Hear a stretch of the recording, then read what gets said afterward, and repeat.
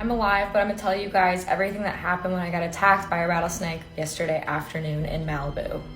If you're familiar with Malibu or Los Angeles hikes, this was the exact hike that I was on.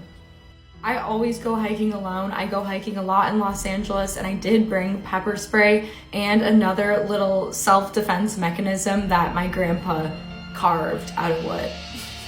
The trail itself was really steep. I was going all the way up to this rock formation, and a lot of it did look very similar to that.